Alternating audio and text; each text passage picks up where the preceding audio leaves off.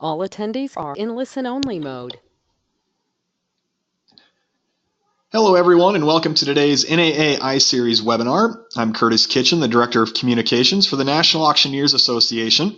I would like to thank you for joining us for today's newest iSeries installment. iSeries is a free informational webinar series produced by the NAA in order to share auction industry knowledge and insight with NAA members and the general public. We are excited to present today's topic titled Your Online Auctions Are Terrible, but before we do, we want to share more with you about NAA. Headquartered in Overland Park, Kansas, NAA is the world's largest association dedicated to auction professionals and represents the interest of thousands of auction professionals in the United States and across the world. NAA is dedicated to providing educational programming and resources to help members advance themselves professionally. The NAA's mission is to provide critical resources to auction professionals that will enhance their skills and successes, and its vision is that NAA members are the preferred auction professionals used in the marketplace. Among resources provided is the iSeries, and today's session will be presented by Aaron Traffas. Aaron has 15 years experience with internet auctions, and since 2002, he has seen many different approaches from auctioneers using different systems.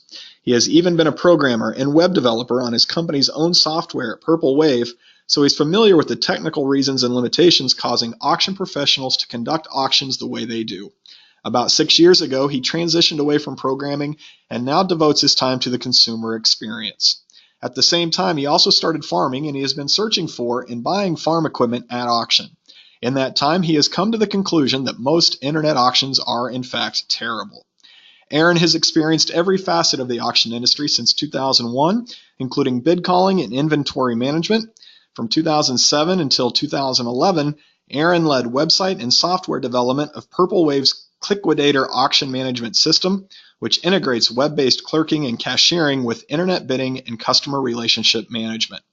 Aaron helped author and is an instructor for the Auction Marketing Management designation course offered by NAA and is a past instructor for ATS and CAI. In September of 2008, Aaron launched Auctioneer Tech, a blog and podcast about technology and how auctioneers can use technology to help their businesses. He is a past member of the Board of Trustees for the NAA Education Institute and is a member of 6 state auctioneer associations. In 2009 and again in 2012, he placed 5th at the Kansas Auctioneer Championship. In 2012, Aaron received the President's Award of Distinction from the KAA and currently serves as that group's president. Before the presentation begins, please note that you may take part in the conversation. Type and submit your questions at any time during the presentation, and we'll get to as many of them as we can during our brief Q&A period. After that, we will ask that you please take part in a very short 3-question poll as well. With that, Aaron, thank you for being with us today, and welcome. Thanks, Curtis. I sure appreciate the opportunity to talk about some of my thoughts and opinions about internet auctions. Can you see my first slide there? Is that showing correctly? I'm going to assume that it is. All right, so I had a baseball coach who always used to say that the biggest room in the world was the room for self-improvement, and I didn't realize later that he mostly said that to me. But I've kind of taken that as a personal motto. We can always find ways to be better. As auctioneers, we work for our sellers, and so a lot of times we focus on marketing and negotiating and one-on-one communication. And what we sometimes forget is the number of prospective bidders who might come to our websites and have a poor experience, and we don't even know about it. And so if we can make that bidding experience a little less arduous for those bidders, we'll have a bigger bidder base, and we can do a better job for our sellers. And so I know that that few of us, if any of us, have the ability or the desire to start from scratch and create the whole experience, build internet bidding software. And so we're going to talk today about the decisions that we auctioneers can make using any of the common internet platforms that are out there. And so I'm not really going to talk about any vendor or software or anything like that.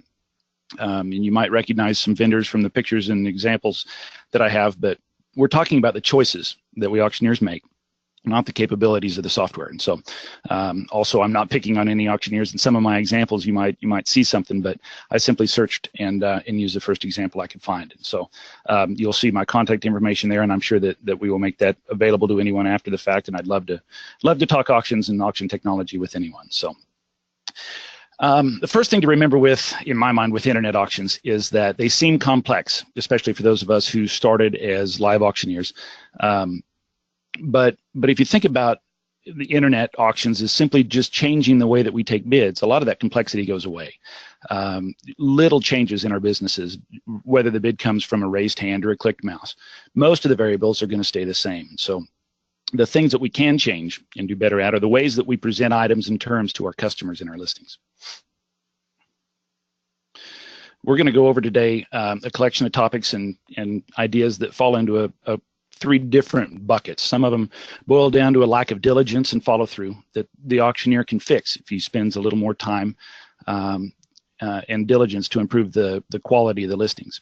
Some of them are choices that we make that actually end up souring the experiences of our bidders and our customers in favor of pushing information at them or making life easier for us, the auction professional. And finally, some are fundamental issues in the ways that some of us have tried to translate what we're used to, the in-person auction, the live auction, when we translate that to the internet, and they require a reframing of the way that we think about competitive bidding online. So the first bucket, the first room for improvement, is what I call quality issues, where a little more diligence can make a big difference. And the first and most obvious criticism that a lot of us have of some auction listings are bad pictures. Pictures that are dark or rotated or blurry or not cropped properly. They look unprofessional. And a lot of that can be fixed by taking time to reposition the shot, or to fix shadows or issues with perspective, the way the picture is taken. But I don't think it's possible to get every picture perfect from the camera. And so I think we absolutely need to use software once we get back to the office to fix those pictures. Now, if we only process the bad images, a lot of times we get in a hurry. And so we may decide to skip some of those images that are just of fair quality or on the bubble in the interest of time. And so I've always been a fan of a workflow that says we're going to process every single picture with software. And maybe you just open it and rotate it a couple of degrees to make sure the background is true, or you crop it or add some brightness or some fill light. But if you tweak every picture, it means every picture is great. Next are descriptions. And descriptions are one thing that does change significantly when we move from an in-person auction to an internet auction. At a live auction, we might say, hey, I've got a nice widget here. What are you going to bid for it? And but on the internet, it's different. We have the luxury of listing everything we know about it. And that's how we create a comprehensive internet catalog. Also, in my opinion anyway, I don't think we want to list anything that we can't prove. And so that's what I mean by we want to be verbose. We want to list a lot of stuff, but we also want to be objective about it. If we want to convey a condition, right? We want to say, hey, this is really good shape, or it runs really well. That's what pictures and video are for. And obviously, the more pictures that we can list, and the better job we can do with video, the better we can convey an item's condition to somebody who's interested in placing bids on it. Also, if someone calls or emails with a question about an item's specifications or wants to see a different picture from a different angle, we need to use that as a hint that that's additional content that we need to add to our web listings. And so add that picture or add that to the item description, because how many people may have had that same question but didn't have the time or the time to call or send an email about it. Jargon. I see a lot of websites that use a lot of industry-specific terms. And don't necessarily do a great job of explaining what those words mean. And so somebody who's unfamiliar with auctions may be completely unfamiliar with the term buyer's premium or what the term absolute means. This is nothing new. I've got 3 examples on this slide, but for anyone who's taken the AMM designation course, one of the activities in there is to ask the class to come up with examples of jargon that we often use in our marketing and on our websites. And it doesn't take long to get 2 big flip chart pages full of industry terms that the general public may not necessarily be familiar with. And so I know what it means and you know what it means, but we're in the industry.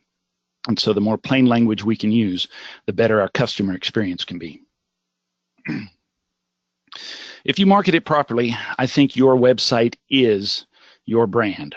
That's the storefront that the vast majority of your customers are going to see and what they'll remember about your company, whether they do business with you or not. Make sure it's professional. Make sure your upcoming auction calendar is front and center and easy to get to. The vast majority of the visitors to your website, if you build it correctly and you market it correctly and use it correctly, they're going to be looking for items in your auctions.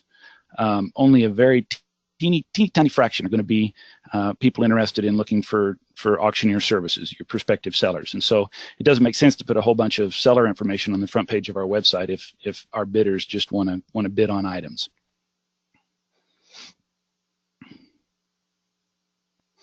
The next bucket we're going to talk about is what I call bidder hostility, or the decisions that we make that can create a negative customer experience, or an experience that isn't ideal for our customers. I didn't expect to have this slide when I sat down to build this presentation, but as I was looking for examples, I found auction websites with pop-ups, and I know you want to capture email addresses. I know you want to tell your customers how your website works and explain all of the features, and I know you want to tell them to go and like your company page on Facebook. But I don't think that throwing a pop-up is worth the negative customer experience it creates, even if, and maybe especially if, it's the first time a visitor arrives at your website. That's not the experience that we want to convey. Bidders don't read terms. That's a phrase that I hear more than about anything else in the industry. And because there's so many terms, some auctioneers have taken to creating lots that display at the front of the catalog that make sure bidders see the most important terms. Not only does it look atrocious, it creates a slippery slope. If one term is good enough to be called out, especially by itself as a lot, why isn't another term? And I actually found an auction that had 8 lots of terms among the first 12 lots of items. Maybe it's a constraint by the bidding platforms not creating a good user flow, not allowing the auctioneer to make sure that bidders have seen and been presented with the appropriate information. But I see this hack by a lot of different auctioneers on a lot of different platforms. And so also, if you have a bidder who finds and lands directly on an item from a search, there's no assurance that he'll have seen that 0 lot. And so I think the auction terms need to be available from each item, and not just at the catalog level.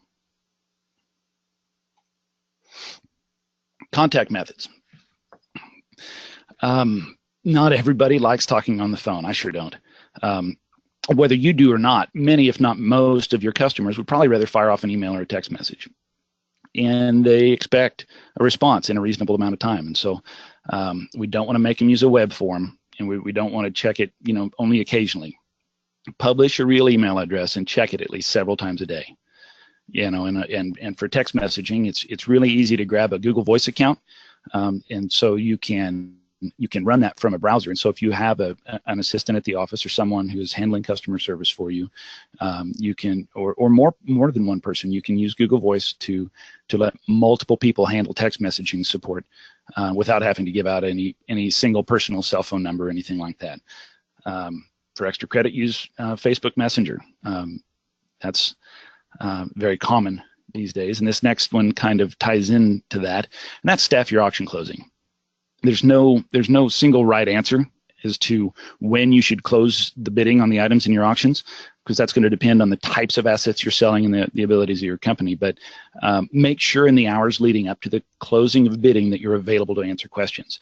I was trying to bid on something in an auction that closed at 7 in the evening on a weekday, and the auctioneer went home at 5 o'clock, and I had a question and wanted it answered before I could bid on it. And so needless to say, he didn't get my bid, and he could have if he'd had staff there at the time. So the general rule here is if you can't staff it, don't close it until you can. Don't withhold information. Some auctioneers will skip listing something important about an item. I see it a fair amount on real estate, in hopes that it'll generate increased call volume so they can get a feel for how much interest is out there, and maybe talk somebody into bidding. But boy, in my opinion, I think you should list everything that you can possibly know about everything you have to sell. That way the buyers can make informed decisions based solely on the information in your listings. If you want to know how well your auction is doing, that's what you can use your bidding activity or Google Analytics to monitor your traffic, so you can know if your marketing is working on an auction. Post your auction results. I've had a lot of discussions one way or another about this, but I sure think that you should post and maintain your past auction history for all items. Don't hide them behind a paywall or force users to log in to see them. Those are powerful tools for bidders and prospective sellers. And that transparency that comes from having your auction results, buyers and sellers looking at the same number, that transparency builds trust in your brand and in you as a company. And so high prices will bring more sellers and low prices bring more bidders. And we're in the business of creating a fair marketplace, and I think maintaining a public history of our auction results sure goes a long way in helping us do that. Our final bucket here is I call the fundamentals, and we can rethink some of the ways that we've always thought about internet auctions. A lot of the ways that I see auctioneers handling some of these topics to the ways that they've always done it, and I don't know that that's the best way that we can serve our bidders and our sellers and our customers. And so, first of all, don't wait for a complete catalog. If you wait until you have your entire inventory for an auction completed before you list it on your website, I think that's a decision that's actually hostile to our sellers, because it means we're missing out on valuable marketing time. If the catalog, if it only takes a couple hours to create your catalog, then fine, wait until it's done and post it. But if it's a catalog that takes several days to build, or especially in the event of a consignment situation where you've got items coming in over a course of a week or two or more, then I think we should list the best stuff first in chunks or in increments, and then until it's finally complete. Because if you have a partial catalog available, that means we can at least start marketing the auction. But if we wait until everything's done, that may mean that you miss out on marketing that nice stuff for a day or two or several days, just so that you can wait and get the lesser quality items at the end of the catalog uploaded. Likewise, always immediately enable the bidding. Don't wait for the catalog to be complete, and don't think that waiting to take bids builds excitement. We should never advertise a start time. And you know what, we actually never have. At our live auctions, we say the live auction starts at 10 a.m. on a Saturday. And what we really mean is the first item closes. The auction begins to close at 10 a.m. on a Saturday, right? We get up and we go through our terms, and at 10 o'clock we say, all right, here's the first item, hold that up, and we sell it. We've always advertised end times. The auction starts the second you sign the contract, not at some future arbitrary time. And so, in the case of our in-person auction, if you sign the contract and somebody calls you in the next day and says, hey, can I bid over the phone? Are you going to tell them to call back because the bidding hasn't started yet? You're going to write down his information and say, all right, I've got you in, right? And so, have you ever been excited to find an item in an auction only to see that you can't bid on it yet? What do? You keep looking until you find another auction that will let you bid. And so always turn the bidding on right away. These last two ideas with the oops, wrong direction. There we go. So not waiting until the catalog is complete and opening bidding immediately. The analogy, anyone who's ever listened to the personal finance guy, Dave Ramsey, he talks about the concept of being gazelle intense at getting out of debt, right? That a gazelle running away from a lion or some predator, that's about as fast as you can run. And I think we should be that intense about getting the items up in our auctions listed and open for bidding on our website. And we don't want to wait. Don't wait until the catalog is done, and don't wait for anything to start that bidding. If you can get something up on the website, even if it's one or two items in an auction before you go to bed that night, get them up and list it, because that's more people that'll be able to participate in your event. Uniform starting bids. Use a consistent and low starting bid for every item, regardless of the asset type or the expected value. If an item has a reserve, I think you should call it a reserve instead of an opening bid. If it doesn't have a reserve, then any starting bid other than the lowest available increment functions as a reserve. At a live auction, you can always back up and go down until you get a bid, but you can't tell on your computer. You can't change those starting bids, effectively in a way to adapt to the audience. And so, always start it, in my opinion, at the lowest available increment on your software.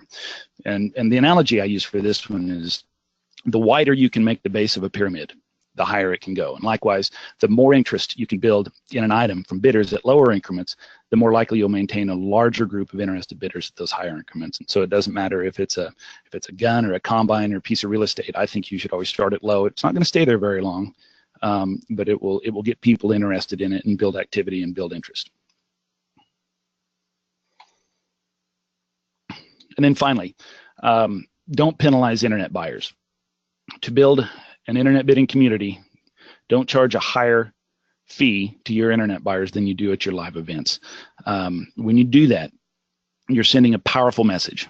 And that message is that you don't want internet bids. You'd rather have people come and bid live. And the analogy we always used to use is that if we were going to charge a higher buyer's premium, it'd be to the live buyers. They're the ones that make us clean the bathrooms and keep the heat on and keep the place staffed. And so it's kind of tongue in cheek. But in any case, I think you're best off if you can find a system that doesn't make you charge a higher fee to your internet buyers, or simply charge the same fee to your in-person buyers, so that everyone is on a level playing field.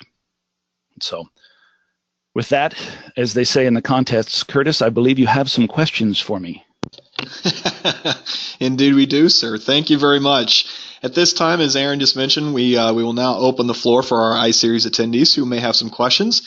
If you have not done so already, you can submit your questions and we will do our best to get as many of them as we are able. Aaron, first question for you. There have been a lot of series or a lot of posts and a lot of communication around the internet for shipping and online auctions.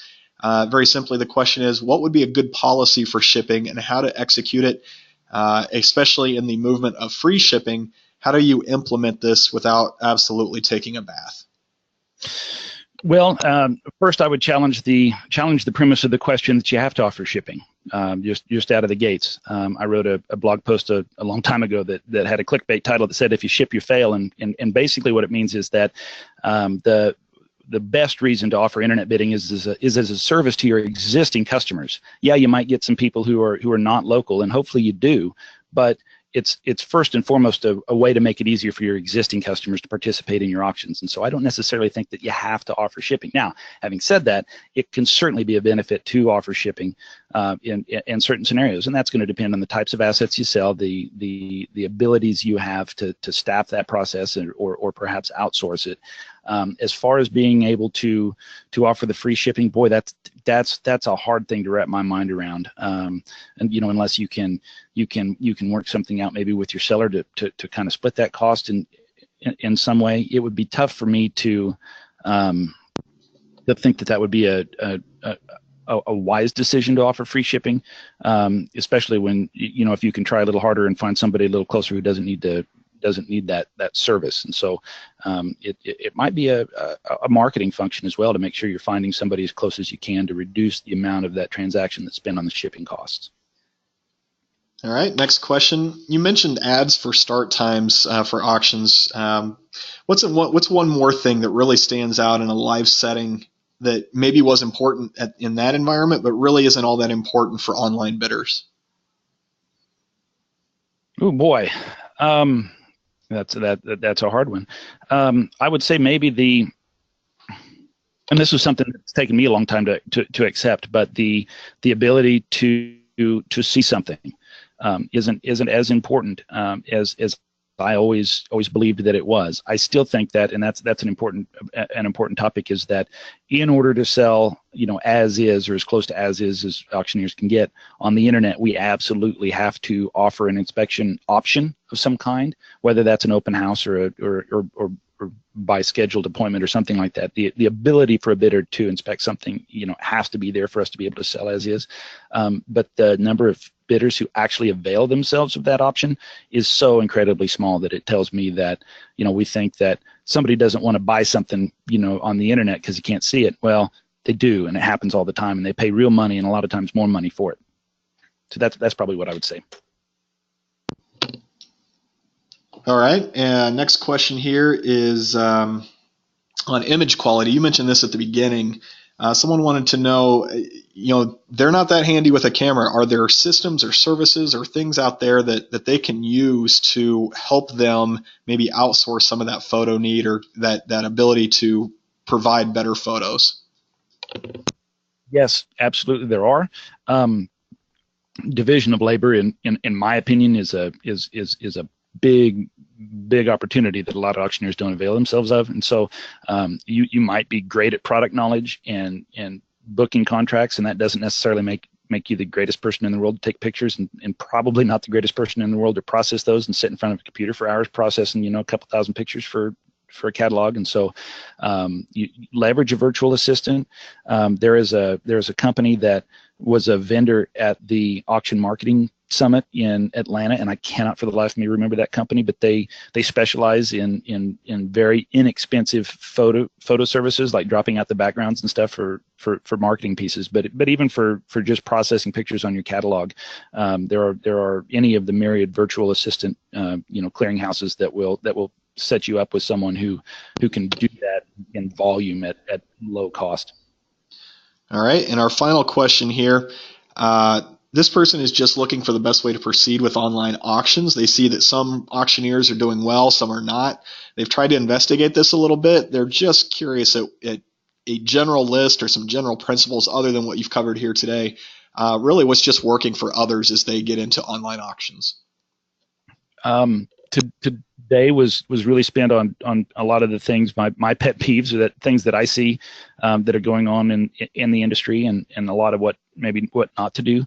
I do present a full one-day course called Internet Auction Methods, and the next time that will be available will be immediately before Conference and Show in July of 2018. But that would be my best recommendation as far as a one-day crash course in the different types of bidding and the ways to implement auctions and to learn what's out there. I'm not going to recommend any particular software or anything like that, but it'd be a great way to open your eyes to some of the options that are out there and the ways that auctioneers are doing internet auctions well. Got it. All right. Thank you, everybody, for your questions. We did have several get in there that we know we weren't able to get to here today. We will get through those questions. We will give those to Aaron, and he'll have a chance to answer those offline for you. All right. It is now time for you to give us your feedback on today's session. Please see the poll on your screen and answer the questions as they appear. We will move fairly quickly, so please answer as swiftly as you are able.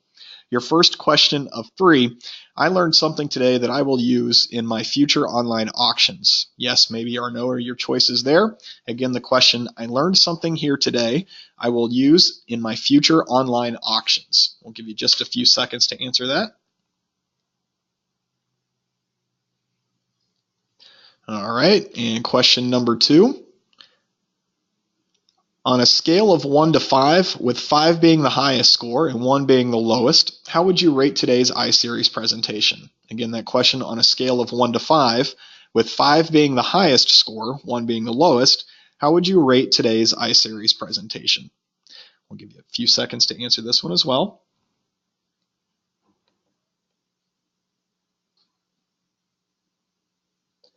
All right, and your final question in today's poll, how many online auctions do you currently hold per year? We have several choices there. We know that our members are pretty wide-ranging in terms of what they offer throughout the course of a year. So look through those choices, 1 to 25, 26 to 50, 51 to 100, 100 to 200, or 200 plus. How many online auctions do you currently hold per year? I'll give you just a minute here just to answer that final question here for us.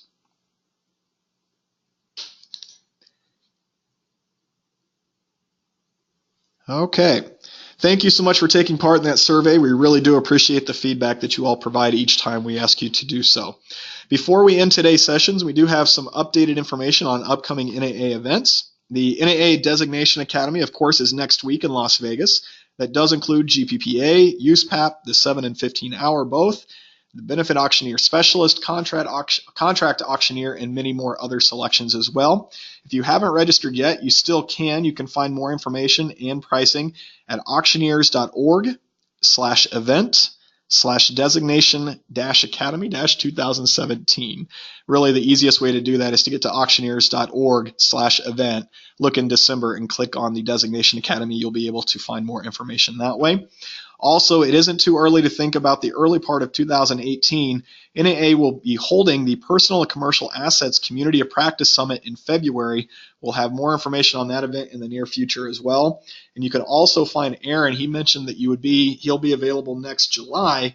He'll actually be available before that in Virginia in January at the AMM course. So look for more information there as well at auctioneers.org/events. As we close today, you will get a replay of today's session through an emailed link by the end of this week. In addition, if you are an NAA member and you've missed any previous iSeries sessions, or you would like to hear any of them again, iSeries archives are available at auctioneers.org/NAA-education. Again, that link, auctioneers.org/NAA-education. You do need to be an active member and you will need to log in to access those. And finally, your next iSeries webinar is Wednesday, February 7th at 2 p.m. Central, and is titled Profiling and Targeting Customers Part 2. If you remember, Part 1 was our iSeries webinar, white paper, that came out just last month in November. So we will be looking at Profiling and Targeting Customers Part 2 in webinar form as a follow-up to that white paper. We'll be sending specific information on that in the near future as well. Thank you again for taking part in today's NAA iSeries. That concludes the webinar. Have a great day, and remember that the NAA iSeries exists because it's about you. Have a great day, everyone.